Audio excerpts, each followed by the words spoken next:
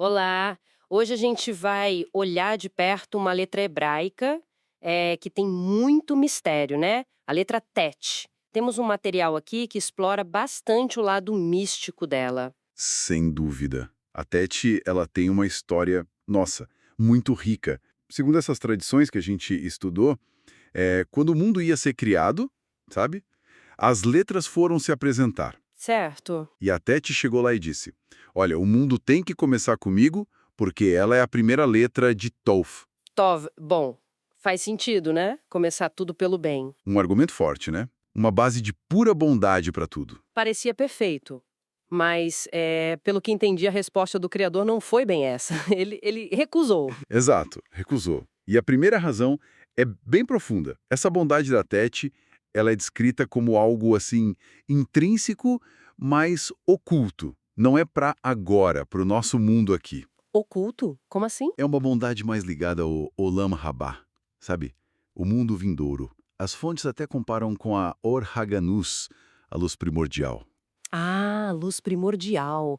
Aquela luz tão intensa da criação que precisou ser, tipo, guardada para os justos no futuro, porque era demais para o mundo como ele é. Exatamente essa ideia. A bondade da Tete seria parecida, pura demais talvez para se mostrar toda aqui e agora, guardada.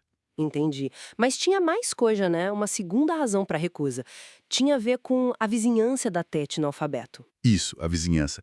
Do lado da Tets, a gente tem a letra Ret. Ret. Ok, Tete e Het. E aí, o que acontece com as duas juntas? Bom, juntas, foneticamente, elas podem formar a raiz da palavra Ret, Het. Que significa? pecado. Pecado, nossa! A letra do bom e a vizinha formando pecado. Que doideira! É um paradoxo, né? Isso teve consequências sérias, segundo as fontes. Dizem que é por causa dessa proximidade, desse conflito aí, que nem Tet, nem Rehet aparecem nos nomes das 12 tribos de Israel. Nenhuma das duas. Caramba!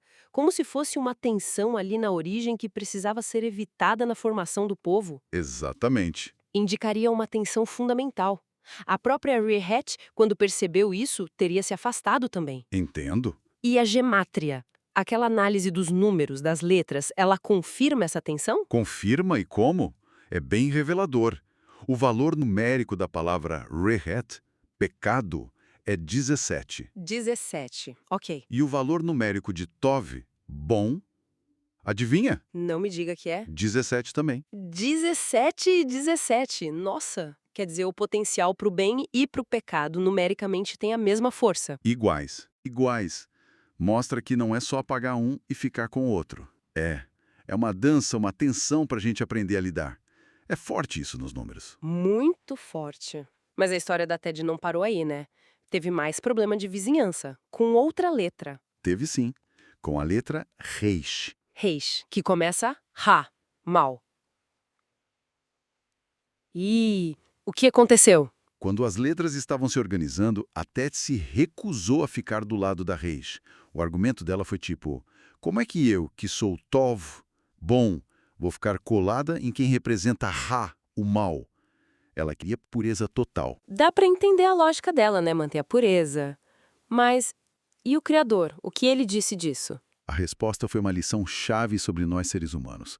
O Criador disse que essa vizinhança era necessária, que o ser humano ia ser criado assim mesmo, com as duas coisas dentro dele. As duas? Sim, a inclinação para o bem, simbolizada pela Tete, e a inclinação para o mal, simbolizada pela Rege. A gente vive com isso. Certo.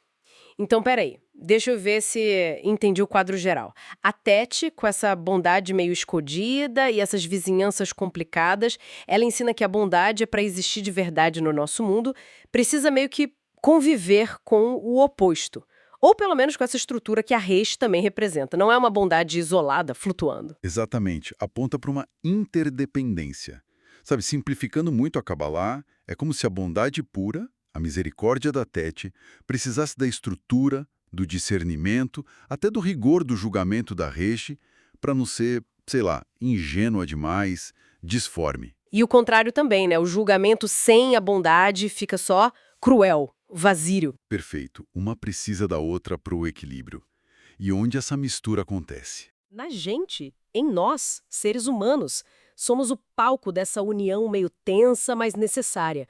Isso leva a gente a olhar para dentro mesmo, né? Para nossa vizinhança interna. Com certeza, essa análise toda da Tessie é um convite para pensar em como a gente lida com as nossas próprias inclinações, a boa e a má. A espiritualidade, por esse ângulo, não seria negar o lado difícil, o mal, mas reconhecer, equilibrar e dominar ele, né? Usar para o bem.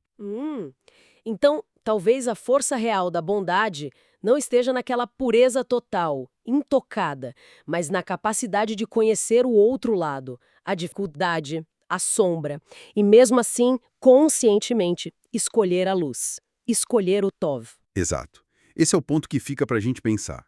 A verdadeira força do bem talvez não seja fugir do conflito, mas sim atravessar a complexidade, conhecer a escuridão, o desafio e, mesmo assim, ou talvez por causa disso, escolher e cultivar ativamente a luz, o bem, o Tov.